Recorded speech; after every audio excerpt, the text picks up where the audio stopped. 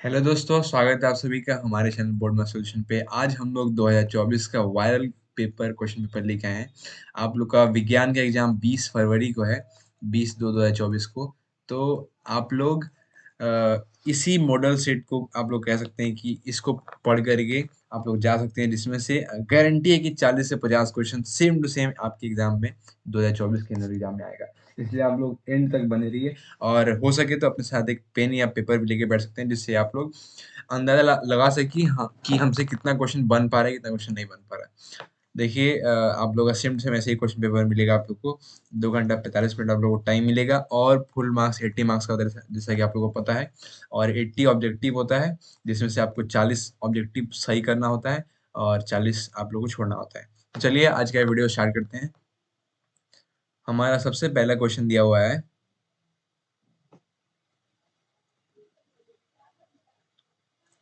कि पौधों में जनन अंग कहाँ पाए जाते हैं। तो इतना इजी क्वेश्चन है, आप लोग इसको तो देखते ही टिक कर सकते हैं कि पौधों में जनन अंग कहाँ पाए जाते हैं। तो पुष्प में पौधों में जनन अंग पाए जाते हैं। किसमें पाए जाते हैं? पुष्प में। आप लोग वन बाय वन क्वेश्चन को नोट करते चलिएगा, हम आपको बताते चलते हैं और मैच कीजिएगा कितना क्वेश्चन सही हो रहा है, कितना क्वेश्चन सही नहीं हो रहा है।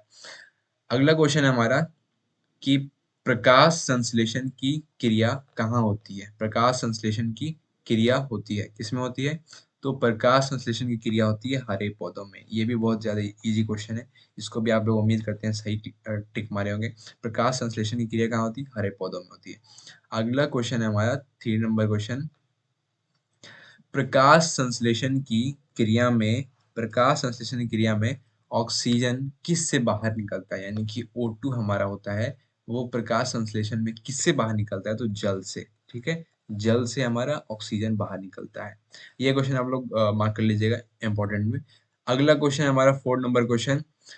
जठर ग्रंथियां कहाँ कहाँ पाई जाती हैं, यानी कि जो जठर ग्रंथियां यानी कि पेट में जो गैस्ट्रिक ग्लैंड्स होते हैं, जिनको जठर ग्रंथियां बोला जाता है, वो कहाँ पाई जाती हैं? तो वो हमारा आमाशय में पाई जाती हैं। किसमें? आमाशय में जठर ग्रंथियां पाई जाती हैं। ठीक है, जठर ग्रंथियां कहाँ पाई जाती हैं? तो आमाशय में, आमाशय में पाई जाती हैं। ठीक है,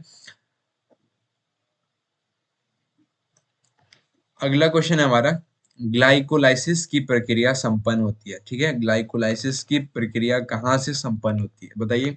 स्टोमाटा से होती है, केंद्रक से होती है, कि माइटोकॉन्ड्रिया से होती है, कि कोशिका द्रव में होती है? क्या पूछा है? ग्लाइकोलाइसिस की प्रक्रिया। ठीक है, ग्लाइकोलाइसिस की प्रक्रिया कहाँ पे संपन्न, यानी कहाँ पे होती है? आप लोग बताइए, स्टोमाटा में होती है, कि केंद्रक में होती है, कि माइटोकॉन्ड्रिया में होती है, कि कोशिका में होती है? तो इसका सही आंसर हो जाएगा हमारा कोशिका द्रव में। किसमें होती है ग्लाइकोलाइसिस की प्रक्रिया? हमारी कोशिका द्रव में होती है। किसमें होती है? कोशिका द्रव में होती है। अगला क्वेश्चन हमारा 6 नंबर क्वेश्चन। इथाइल अल्कोहल किस प्रकार के शोषण से बनता है? इथाइल अल्कोहल किस प्रकार के शोषण से बनता है? वायवीय, अवायवीय, ए और बी दोनों, इनमें से कोई नहीं। तो इसमें से क्या पूछा है? Ethyl alcohol. ठीक है, इथाइल अल्कोहल किस प्रकार से शोषण होती है? वायवीय से, अवायवीय से, ए और बी दोनों, या इनमें से कोई नहीं।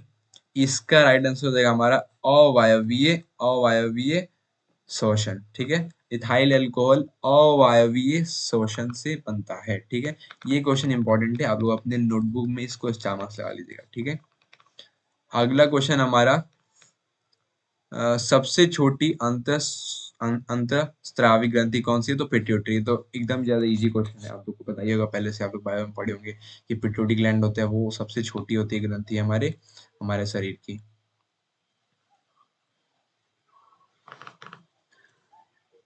अगला क्वेश्चन हमारा अगला क्वेश्चन हमारा पौधों में वायवीय भागों से जल के ह्रास की क्रिया कहलाती है। क्या कहलाती है? तो वाष्प उत्सर्जन कहलाती है। क्या कहलाती है? वाष्प उत्सर्जन।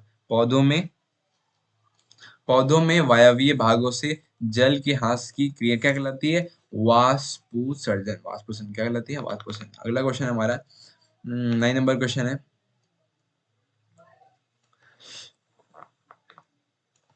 घेंघा रोग पनपता है। ठीक है, घेंघा रोग किसकी वजह से पनपता है? तो रक्त की कमी से पनपता है? तो नहीं।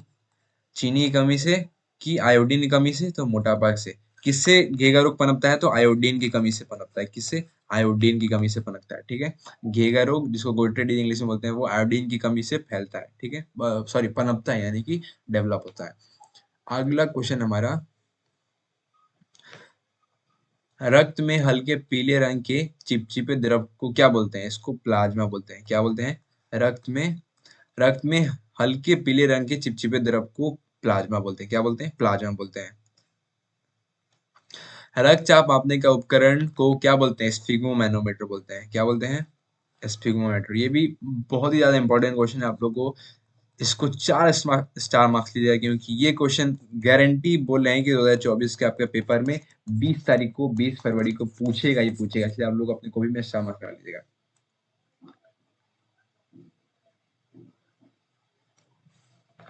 ठीक है,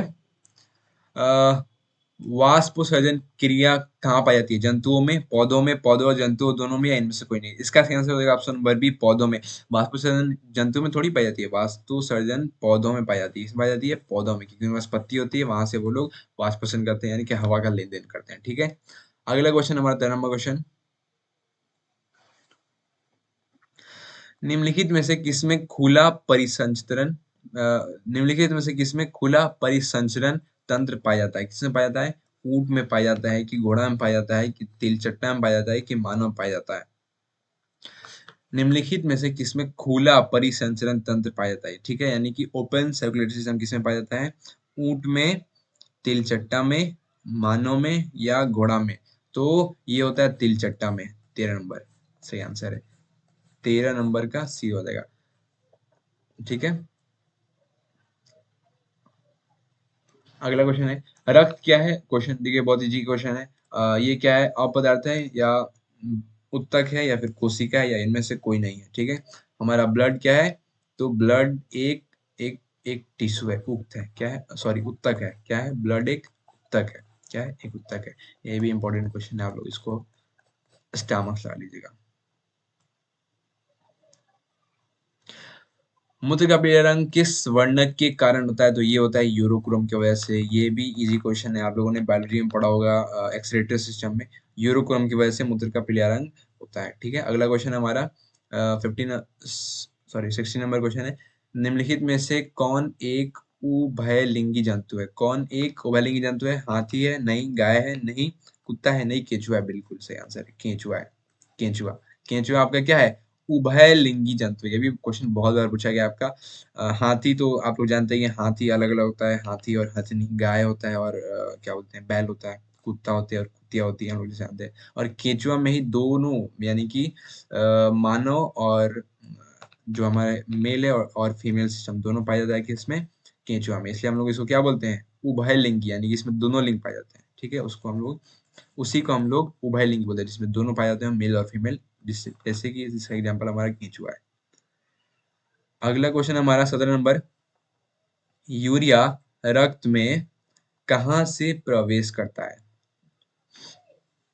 ठीक है, तो यूरिया रक्त में कहाँ से प्रवेश करता है? वृक्क से, या कि फेफड़ा से, कि यकृत से, या इनमें से कोई नहीं? तो यूरिया है ना हमारे, यूरिया हमारे रक्त में, वृक्क में, फेफड़ा में, या यकृत से? तो यूरिया हमारे रक्त में प्रवेश करता है यकृत से। किसमें?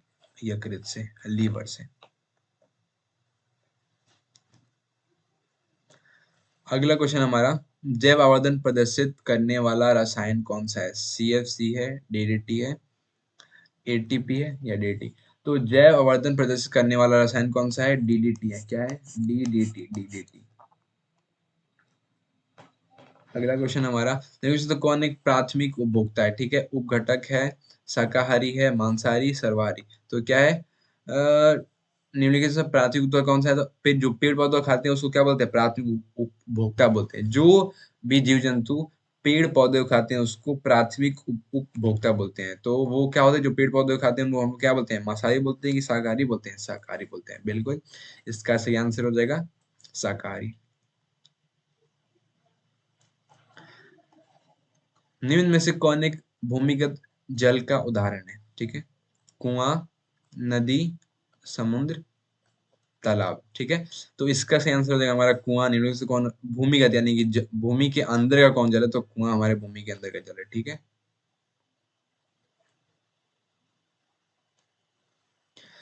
अगला क्वेश्चन हमारा, ठीक है, प्राकृतिक चुनाव द्वारा जीवों का विकास क्या कहलाता है? प्राकृतिक चुनाव द्वारा जीवों का विकास मेंडलवाद कहलाता है, या लामार्कवाद कहलाता है, या डार्विनवाद कहलाता है, या फिर सूक्ष्म विकास। तो इसका सही आंसर हो जाएगा आपका डार्विनवाद, क्योंकि डार्विन ने क्या किया था, हमारा ऑर्गेनिज्म का जो नेचुरल सिलेक्शन है उनको डिवाइड किया था। अगला क्वेश्चन हमारा, हरे पौधे क्या है? हरे पौधे क्या है? उपभोक्ता है, उप अपघटक है, या फिर उत्पादक है? तो हरे पौधे हमारे उत्पादक है। ये तो बहुत इजी क्वेश्चन है। अगला क्वेश्चन नंबर 23 नंबर क्वेश्चन, अंडोत्सर्ग का अंडोत्सर्ग का कारण क्या है? एलएच है, एस्ट्रोजन है, एफएसएच है, या इनमें से कोई नहीं है? देखिए, एंडो जो अंडोत्सर्ग होता है वो एलएच और एस्ट्रोजन दोनों की वजह से होता है, मगर इसमें आपका ऑप्शन नंबर कोई ऐसा तो दिया नहीं है कि जिसमें ए और बी बोथ हो ऑप्शन, तो इसका हम लोग एलएच मान के चलते हैं 23 का ऑप्शन नंबर ए। क्योंकि इसमें अगर बोथ दिया जाता है एलएच और एस्ट्रोजन दोनों, तो हम लोग ए और बी दोनों मार देते हैं, मगर इसमें दिया नहीं है, तो हम लोग एलएच को प्राइमरी मान के चलते हैं, ठीक है। अगला क्वेश्चन हमारा, लैंगरहैंस की द्वीपिकाएं कहाँ पाई जाती हैं? ठीक है, अंडाशय में, अमाशय में, अग्नाशय में, वृकक में।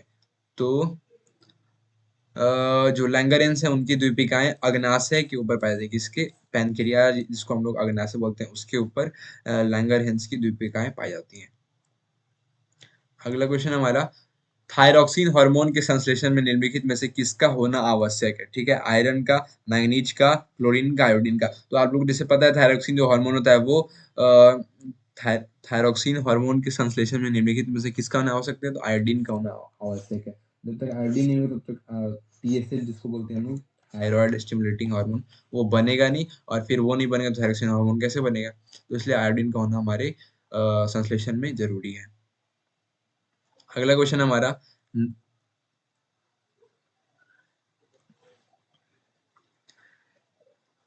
निसल्स कणिकाएं कहाँ पाई जाती हैं? तो निजल कणिकाएं न्यूरॉन में पाई जाती हैं। ये आप लोगों ने न्यूरल चैप्टर में पढ़ा होगा, न्यूरॉन वाले चैप्टर में। अगला क्वेश्चन नंबर 27 क्वेश्चन, मानव मस्तिष्क का वजन कितना होता है?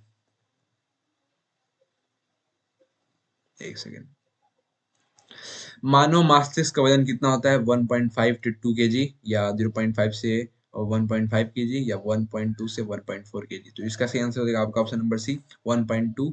एक से 1.5 केजी के आसपास में होता है। तो आप लोग देखिए 1 से 1.5 केजी में यही एक आंसर दिखाई दे रहा है, सी नंबर। बाकी सब तो ये 0 से है और ये 1.5 से ज्यादा है, ठीक है। तो इसका ऑप्शन नंबर हम लोग सी करेक्ट आंसर मारेंगे। अगला क्वेश्चन हमारा 28 नंबर क्वेश्चन,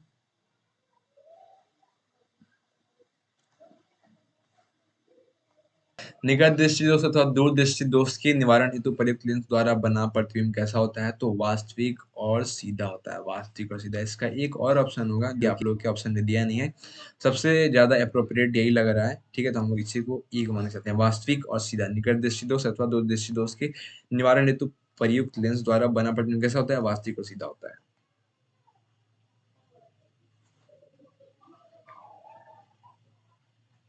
ठीक है। अगला क्वेश्चन हमारा, साइड मिरर के रूप में निम्नलिखित में से कौन प्रयुक्त होता है? तो साइड मिरर के रूप में हमारा उत्तल दर्पण यूज होता है। आप लोग याद कर लीजिएगा, उत्तल दर्पण और अवतल दर्पण का जो यूज होता है वो अलग अलग आप लोग लीजिएगा, उत्तल का और अवतल का। इसको याद कर लीजिएगा आप लोग, इसका जो यूज होता है।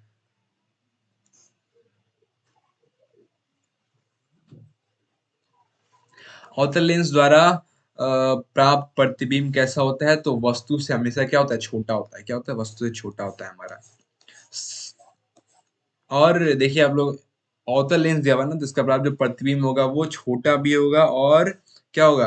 अ, क्या होता है? छोटा होगा और आभासी होगा, ठीक है। और आभासी, आभासी ऑप्शन है तो बिल्कुल हमारा ऑप्शन नंबर डी सी हो जाएगा। इनमें से सभी आभासी भी होगा, छोटा भी होगा और सीधा भी होगा। किससे? अवतल लेंस से पूछा है ना, तो अवतल लेंस से पूछा तो क्या होगा? सबसे आभासी तो बनेगा ही ना, क्योंकि अ, छोटा है और सीधा है, तो आभासी होगा अपने आप। और इसका सही आंसर हो जाएगा ऑप्शन नंबर डी, जिसको हम लोग क्या बोलते हैं इनमें से सभी?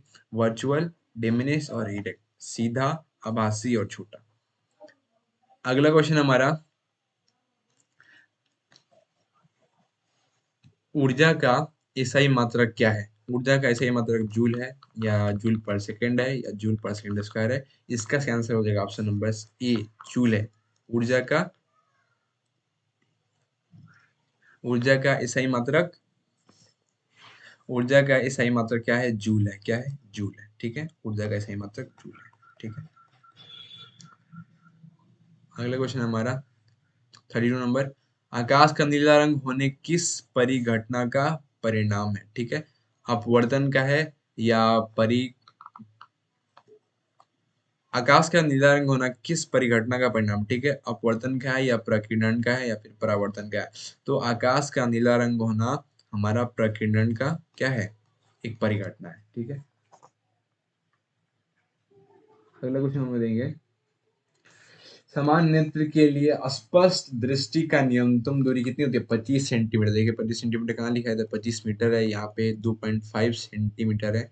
25 सेंटीमीटर यहाँ पे दिया हुआ है। आपका ऑप्शन नंबर सी सही हो जाएगा, 25 सेंटीमीटर। किसी उत्तल लेंस का फोकसांतर 50 सेंटीमीटर है, उसकी क्षमता क्या होगी? हमको यहाँ पे फोकसांतर दिया हुआ है कितना? 50 सेंटीमीटर। अब हमको क्या निकालना है? इसमें क्षमता निकालना है। तो क्षमता बराबर क्या होता है? 1/f होता है। अगर यहाँ पे सेंटीमीटर में दिया हुआ है तो ये क्या हो जाएगा? 100/f हो जाएगा। तो f हम लोग f का मान कितना है? 50 दिया हुआ है ना, तो हम लोग इसको पहले मीटर में चेंज कर लेंगे, तो इसका आएगा 2 डायोप्टर। अब 2 डायोप्टर पॉजिटिव में आएगा कि निगेटिव में? देखिए किसी उत्तल लेंस का पूछा है। ठीक है, उत्तल लेंस की क्षमता हमेशा किस में होती है? पॉजिटिव में होती है। ऑप्शन नंबर डी हमारा सही आंसर का 2 डायोप्टर। ठीक है,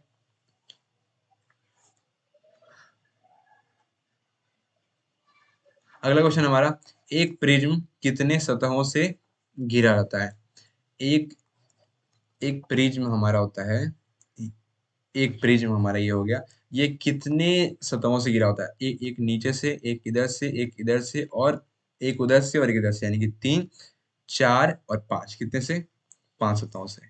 कितने सतहों से घिरा होता है? 5 सतहों से।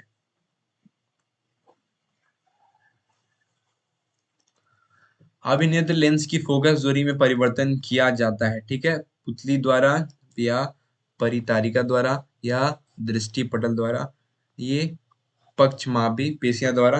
तो जो हमारा अभिनेत्र लेंस की फोकस दूरी में परिवर्तन होता है, पक्षमापी पेशियों द्वारा होता है। ठीक है, अभिनेत्र लेंस की फोकस दूरी में परिवर्तन पक्षमापी पेशियों द्वारा होता है। प्रकाश परावर्तन के कितने नियम होते हैं? सबसे आसान क्वेश्चन है। 2 नंबर, 2 होते हैं। प्रकाश परावर्तन और अपवर्तन दोनों के कितने नियम होते हैं? 2 नियम होते हैं। अगला क्वेश्चन हमारा। फोटोग्राफी कैमरा का अभिदृश्य क्या होता है? उत्तल लेंस होता है। फोटोग्राफी कैमरा का अभिदृश्य कितना क्या होता है? उत्तल लेंस होता है। क्या होता है? उत्तल लेंस होता है। अगला क्वेश्चन नंबर 39 नंबर। यदि एक किरण अवतल दर्पण पर लंबित आपतित हो तो परावर्तन के बाद किरण किस बिंदु से गुजरेगी? अगर यदि एक किरण अवतल दर्पण पर लंबवत आपतित होती हो, ठीक है, अवतल दर्पण पर लंबवत आपतित होती हो, तो परावर्तन के बाद किरण किस बिंदु से गुजरेगी? फोकस से, ध्रुव से, वक्तरा केंद्र से, या इनमें से किसी से नहीं। तो इसका सही आंसर हो जाएगा हमारा ऑप्शन नंबर बी, वक्ता केंद्र से। आप लोग क्या बोलते हैं, इमेज डायग्राम बना के चेक कर लीजिएगा एक बार इसका आंसर। और वक्ता केंद्र से ही गुजरेगा हमारा बिंदु। ठीक है, 40 नंबर क्वेश्चन है हमारा। यदि एक प्रिज्म से एक वर्णिक किरण गुजरे तो इसका क्या नहीं होगा? चलिए हम लोग डायग्राम बना के देखते हैं। एक प्रिज्म है, ठीक है, ये हम लोग एक प्रिज्म बना दिए और इससे एक वर्णिक किरण को गुजार रहे हैं। ठीक है, क्या? एक वर्णिक, मान लीजिए इसको, ये लाल कलर का, ठीक है, रेड इसको बोल देते हैं हम। अगर प्रिज्म से एक वर्णिक किरण गुजरेगा तो क्या इसमें नहीं होगा? पूछा है। ठीक है, तो क्या अपवर्तन होगा? बिल्कुल अपवर्तन होगा। आपका आपका ये जो लाइट है वो बिल्कुल वो अपवर्तन होके गुजरेगा प्रिज्म से। ठीक है, क्योंकि ये मिरर नहीं है, क्या है? प्रिज्म क्या होता है? ग्लास होता है। ठीक है, ट्रांसपेरेंट ग्लास होता है, आर पार देख सकते हैं हम इसकी, इसलिए इसमें अपवर्तन होगा, बिल्कुल होगा। क्या इसमें वर्ण विक्षेपण होगा? क्योंकि ये सिर्फ लाल कलर का है तो इसमें वर्ण विक्षेपण आपको देखने को नहीं मिलेगा। क्या इसमें विचलन होगा? बिल्कुल इसमें विचलन हो रहा है, आपको देख सकते हैं यहाँ पे विचलन हो रहा है। तो इसका सही आंसर हो जाएगा आपका ऑप्शन नंबर बी, जो नहीं है उसको टिक करना है, यानी कि वर्ण विक्षेपण आपका सही आंसर हो जाएगा। आज की इस वीडियो में इतना ही। नेक्स्ट वीडियो में हम लोग बचा हुआ जो 40 क्वेश्चन है उसको कवर करेंगे। ठीक है, और आप लोग आज का उम्मीद करते हैं कि आप लोग आज का वीडियो अच्छे से देखे होंगे और अपने नोटबुक में जितना क्वेश्चन आपका सही हुआ आप अपना नीचे कमेंट में आंसर दीजिएगा कि आपका 40 में से कितना क्वेश्चन ऊपर सही हुआ, ठीक है? चलिए आज की वीडियो में इतना ही, मिलते हैं नेक्स्ट वीडियो में।